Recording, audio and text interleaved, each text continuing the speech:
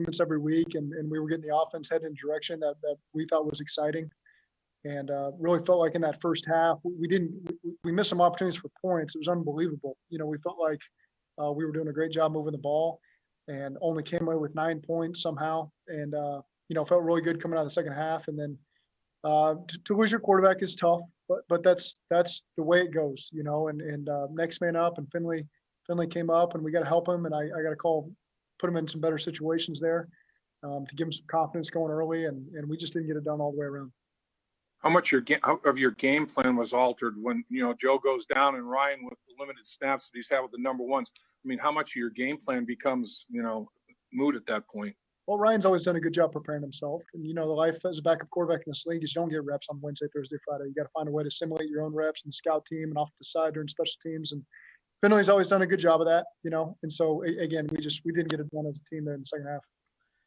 Given the way camp was, how tight camp was, and that you were trying to focus on getting Joe ready, Finley must have had he didn't have much work, right, Zach? I'm sure he didn't have much work coming in. He didn't get as much as you would normally get your number 2 quarterback. But you know what?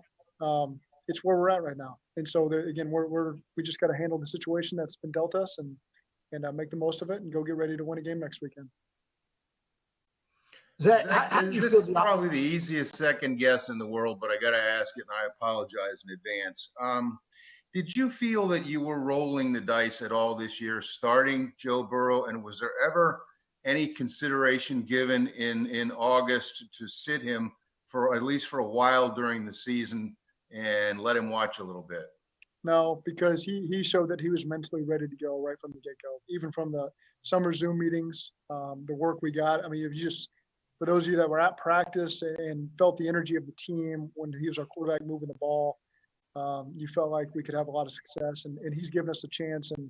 And most of all these games, he's done what he could do in the fourth quarter there to drive us down. And sometimes we just haven't gotten the win. But got a lot of belief in Joe. And whenever he's back, we'll be ready for him to come. I wasn't necessarily talking about Joe. I was talking about the line in front of him. No, I thought really we had no sacks in the first half there.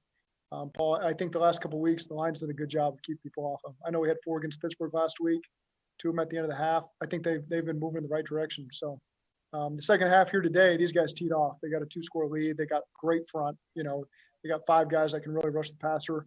They got a 2-score lead there against the backup quarterback, and they teed off, and that's where they got their pressures there.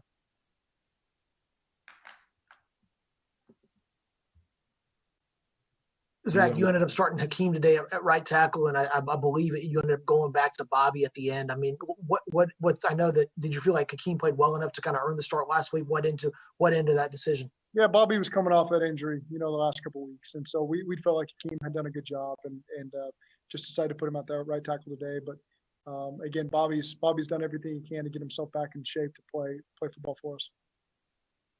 I know you mentioned you didn't have a great view of the play where Joe Burrow got hurt, but do you feel like that can be categorized as a freak play where maybe you couldn't have done anything differently? Yeah, I mean, he got the ball out clean, so it's hard for me to see when that hit came, but I know at the point that he made the throw, he was clean. The team was clearly concerned after Joe Burrow was injured. What message, if you can tell us, did you give to your team in the locker room after a game like that when, you suffer such a big injury? That's really just for us, and it is a tough – we felt like we had a lot of momentum coming out of halftime, expected to win the football game. We didn't. There's a lot of disappointment, but I expect our guys to handle it the right way. Coach, you went back to Bobby there in the middle of the third quarter. What was the reason for that? Was that because you knew they were going to be coming? Just a decision we made there late in the game. Zach, obviously this entire season was kind of catered around the rebuilding process and kind of seeing what you had in Joe. What do you do now? What is the objective of this year now that Joe is not on the field and cannot, develop until he gets healthy again? The objective is to go win. And that's been the objective since day one, regardless of who's playing on the field for you. We got to do more to win football games. We have not won enough. And, it's I tell these guys, I love going to battle with these guys. I really do. Because they give us everything they got. And today was a disappointing day for all of us. But Ben, to answer your question, the goal is to go win football games next week.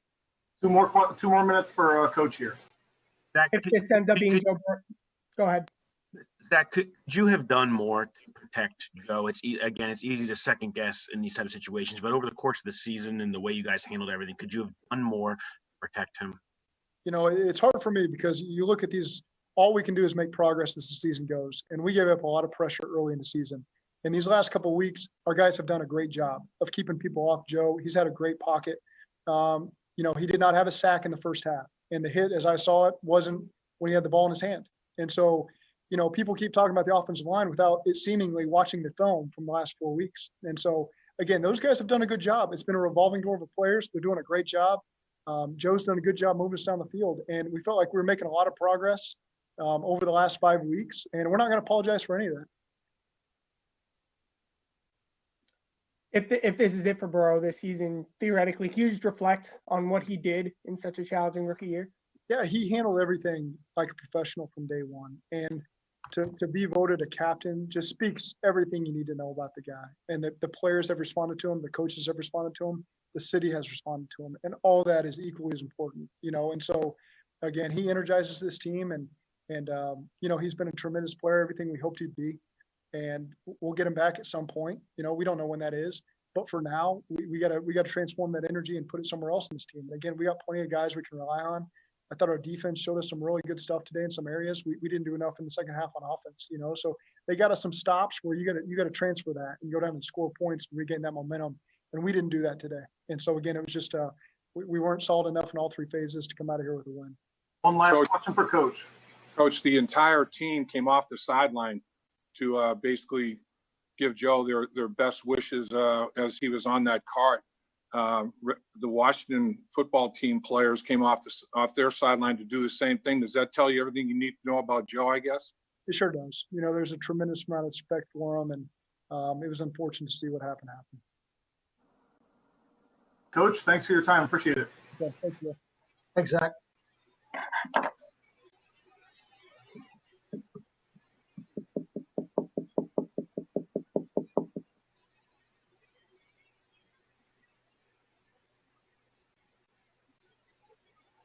Looks like Ryan Finley will be next.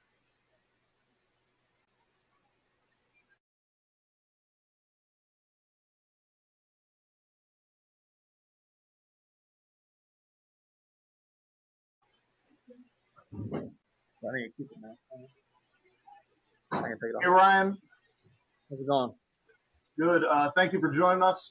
Dave Lapham's going to start us off. Go ahead. Ryan, in this year of COVID-19, without any training camp, without any mini camp, no OTAs, no preseason games, getting a young quarterback ready to play in the National Football League, how tough a situation is to get thrown into the fire like you were today? Yeah, I mean, obviously, you said it. It's been a strange year.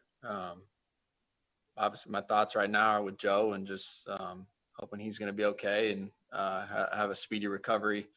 That was tough to see. So we've grown close. So that was hard to see. But I got to be ready. That's my role. So I got a week to get a lot better and be able to put this team in a position to win football games. So it's kind of where my mind's at. Coach Taylor said you do a great job of understanding the game plan, preparing yourself every single week mentally, but with I don't know how many snaps you've run with the number ones and the guys that you're working with. I mean, can you give us an idea percentage-wise how many snaps you have had to try to establish a rhythm and timing with these guys? Yeah, I mean, it doesn't matter. I mean, at the end of the day, I got to do what I need to do to get ready. And, this week in practice,